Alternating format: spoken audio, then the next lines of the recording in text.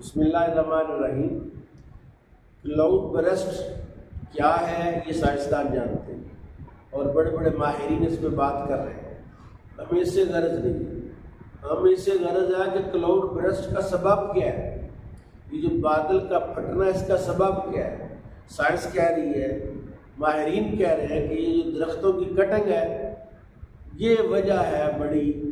Cloud burst کی۔ اس لیے جو درخت جو کاٹے گئے ذمہ داروں کو سزا ہو،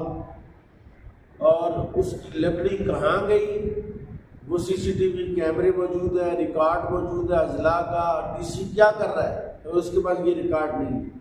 یہ پٹواری تحصیلدار کیا کر رہے ہیں اور ان کے پاس ریکارڈ نہیں ہے۔ ریکارڈ اکٹھا کر کے ان کو سزائیں دی جائیں، جرمانے کیے جائیں تاکہ آئندہ کوئی درخت نہ کاٹے۔ نمبر 2 یہ کیا جائے، میری رائے یہ ہے، میرا مطالبہ گورنمنٹ آف پاکستان سے کہ جس کے پاس بھی زمین ہے، گھر ہے، وہ اپنے گھر کے باہر درخت لگائے، ذمہ دار اپنی زمینوں میں درخت لگائیں اتنے فاصلے پر کہ فصل بھی خراب نہ ہو، اور 1 ایکڑ میں 50 درخت یا 100 درخت کا ٹارگٹ دیا جائے، جو نہیں لگاتا اس کو جرمانے کیے جائیں،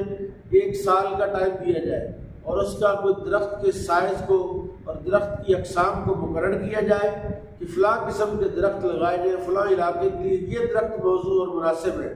اگر نہیں کوئی لگاتا تو اس پر جرمانہ ہو، اور پھر دوبارہ درخت کا آرڈر کیا جائے جب تک کہ پورے پاکستان میں یہ درخت لگ نہیں جاتے۔ گورنمنٹ اس پر باقاعدہ فوکس کرے، تب بھی ہم آئندہ آنے والے سالوں میں اپنے لوگوں کی حفاظت کر سکتے ہیں، کلاؤڈ برسٹ کو روک سکتے ہیں، اور یہ جو تباہی ہے، جو بربادی ہے اپنے پیاروں کا جو خون ہے، اس کے ذمہ دار ہم خود ہوں گے اگر ہم نے ایسا نہ کیا، اور اگر ہم نے ایسا کر لیا تو پوری دنیا میں ترقی یافتہ دانا اور سمجھدار قوم کے طور پر ہم جانے جائیں گے۔ پاکستان زندہ باد۔